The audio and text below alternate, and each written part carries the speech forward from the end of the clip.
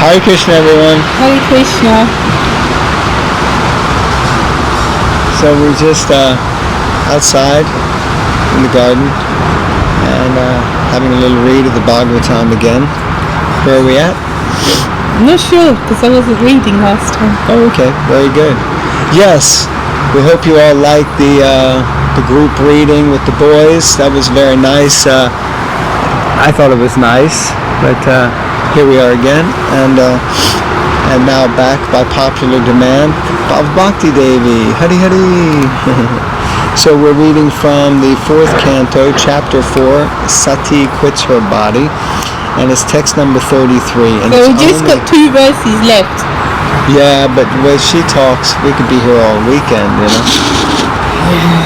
Namo Bhagavate Vasudevaya. Om Namo Bhagavate Vasudevaya.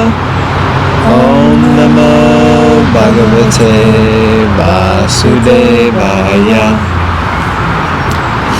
When, text 33, when Bhrigu Muni offered oblations in the fire, immediately many thousands of demigods named Ribus became manifested. All of them were powerful, having achieved strength from Solma the moon. Purport. It is stated here that many thousands of demigods named Ribus became manifested because the oblations offered in the fire and the chanting of the hymns from the Yajurveda. Brahmanas like Bhrigu Muni were so powerful that they could create such powerful demigods simply by chanting Vedic mantras. Vedic mantras are still available, but the chanters are not. By chanting Vedic mantras or chanting the Gayatri or Rig mantra, one can attain the results one desires. In the present age of Kali, it is recommended by Lord Chaitanya that simply by chanting Hare Krishna, one can attain all perfection. It's interesting because when you say something like Vedic mantras and you can create powerful demigods, due to the conditioned nature of the soul, all these things for some people, maybe most, it's like there's a lot of things you can actually do that are quite amazing.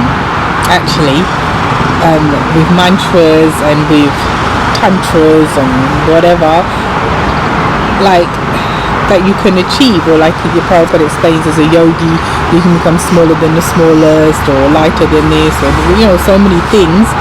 So then he concludes that purport by saying, however, in the present age of Kali, it's recommended by Lord Chaitanya that you should just chant Hare Krishna and you can attain all perfection.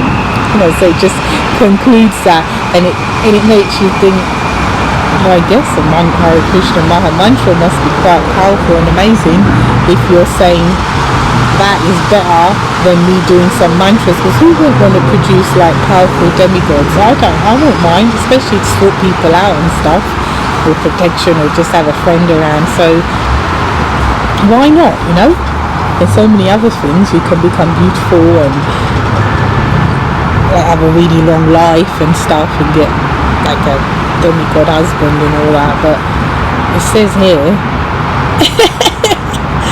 you should chant Hare Krishna, and that's better than all of that. So there you go. Interesting. I'm sure the 8th offense to the chanting of the holy name is to chant the holy names or consider the holy names as karma kanda, or fruit of activity. So chanting Hare Krishna in order to get something out of it is considered an offense against the holy name. So then the holy name's potency diminishes for you because you're an offender while chanting. So I don't think that we want to chant the holy name. No one suggested that. Sorry, I repeat myself. Well, I thought you wanted a demigod husband. No, I'm saying if you chant these Vedic mantras in Yajurveda, what's he saying, Rig Veda and this, that, the other Veda, you can get all this fancy stuff. But Prabhupada puts a line under all that and says, however, in this age, if you chant the Hare Krishna Maha Mantra as recommended by Lord Chaitanya, then you can attain all perfection. So just to clarify for anyone that wasn't sure, that wasn't that one was thinking perfection on a material level. Oh. Above and beyond that, really. So if you thought that was self-evident by the previous statement, then you can give a thumbs up or put it in.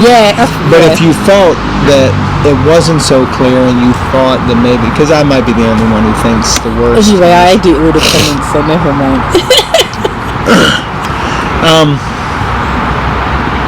Okay, interesting. Yeah, quite a few things stood out to me. One is that actually, first thing that kind of came to mind was that, yeah, as a person who does yagyas and samskars, by the way, little plug, it will be in the It's already in description. Oh, it is. Samskar services. Yeah, and Bhakti portals already. But samskar services, so, you know, you can check it out. The weekend was very busy, but of course, the more you do it, the more you get used to it, the more I realize, yeah, it's a ceremony, it's a little bit of a social and cultural thing, but actually the original chanters of these mantras, they were able to do very powerful things. And yeah, we have to remember that as a chanter, so this is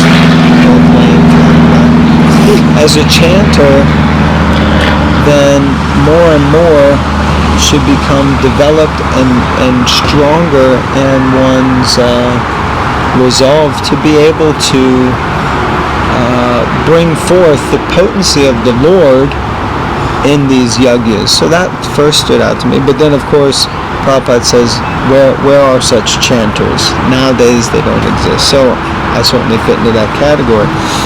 But of course, what you highlighted was that Lord Chaitanya, Srila Prabhupada, is saying that simply by chanting Hare Krishna, and we hear that time and time again, that these different Vedic sacrifices are not required in this age because we just simply need to chant the Hare Krishna Maha Mantra and we achieve all perfection. And as you mentioned, that needs to be clarified, that all perfection does not mean necessarily material perfection, although Lord Chaitanya says in the Shikshastakam that the holy name can fulfill all desires. So it means that Krishna may also fulfill some apparently material desires, but primarily and especially for a devotee who can handle those material elements and utilize them in a spiritual way. So like that. Yeah. All right. So we'll move on to text 34, which will be the last verse and purport of this chapter. So this may be a little bit of a shorter session. Translation of text 34. When the Ribu demigods attacked the ghosts and guyakas with half-burned fuel from the yagya fire. There you go. So first it sounds like the Ribu demigods are some sort of Kshatriya type warrior demigods, and they picked up like burning embers, you know, like sometimes there's sticks that are on fire, and just started attacking them. All these attendants of Sati fled in different directions and disappeared. This was possible simply because of Brahma Tejas, Brahminical power. Okay, so here we're hearing about this Brahminical power again. Purport. The word Brahma Tejasa, it says here Brahma Tejasa, used in this verse is significant. In those days, Brahmanas were so powerful that simply by desiring and by chanting a Vedic mantra, they could accomplish very wonderful effects. But in the present age of degradation, there are no such Brahmanas. According to the Pancharatrika system, in this age, the entire population is supposed to consist of Shudras, because the Brahminical culture has been lost. But if anyone displays the signs of understanding Krishna consciousness, he should be accepted according to the Vaishnava Smriti regulations as a prospective Brahmana and should be given all facilities to achieve the highest perfection. Now, Prabhupada is sort of slightly adjusting that because he's saying first, in Kali Yuga there are no Brahmanas, there are only Shudras. Then he says that if someone has a slight inclination to Krishna consciousness, they should be understood to be a prospective Brahmin and should be given all facilities to achieve the highest perfection. Okay, now the last sentence, which seems to be important.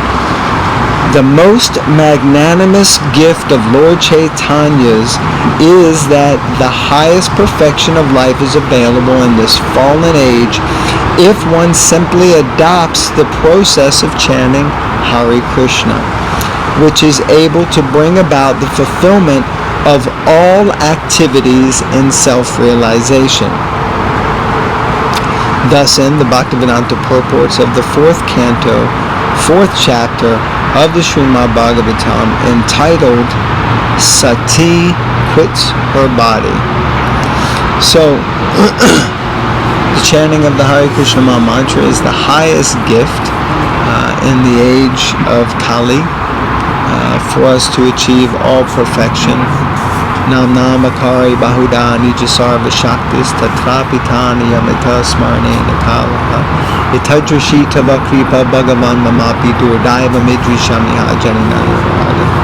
O my Lord, your holy name alone can render all benediction to living beings, and thus you have hundreds and millions of names like Krishna and Govinda. You have invested all your transcendental energies in these transcendental names.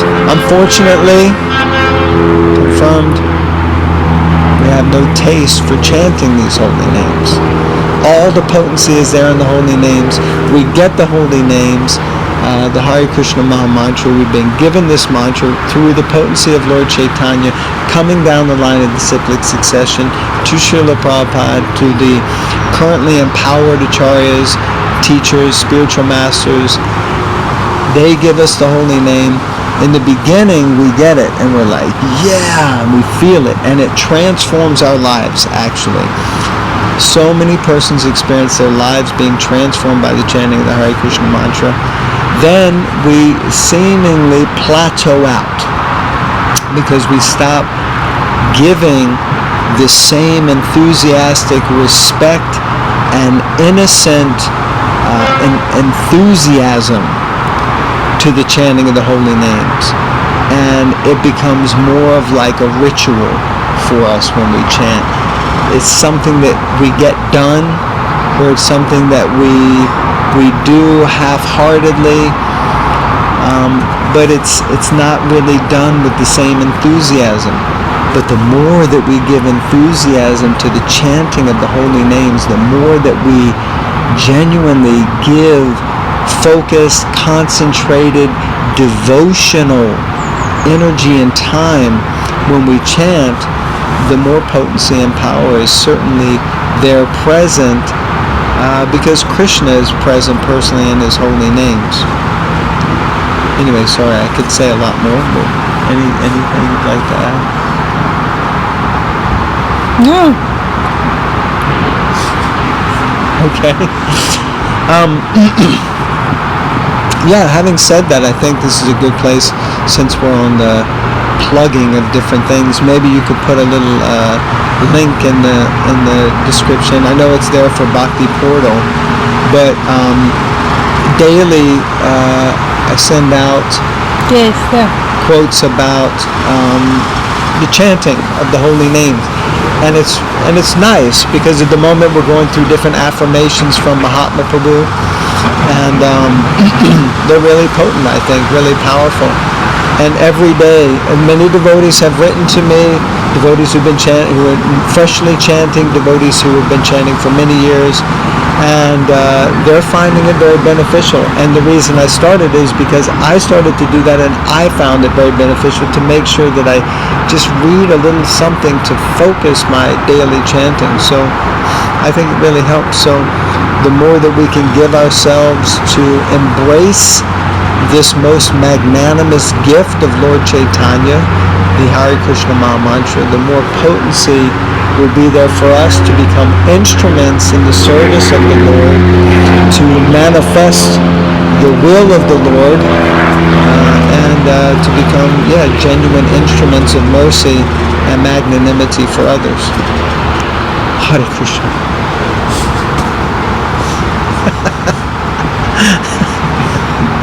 Okay. So next time we'll be reading chapter 5, frustration of the sacrifice of Daksha. Oh my goodness. Yeah. So good.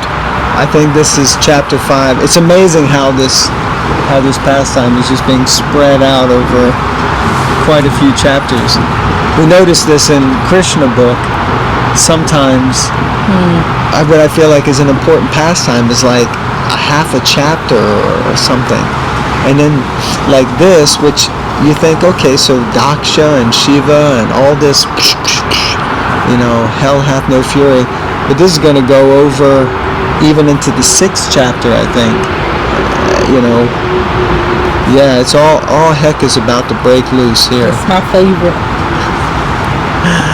Okay, so keep tuning in, and please read the Srimad Bhagavatam, and all glories to Srila Prabhupada. Like, comment, subscribe, and share. We always do the same ones. I keep thinking I want to do a different one. Okay, thank you all very much. Hare Krishna. Hare Krishna. Srila Prabhupada ki jai. Grantaraj Srimad Bhagavatam ki jai.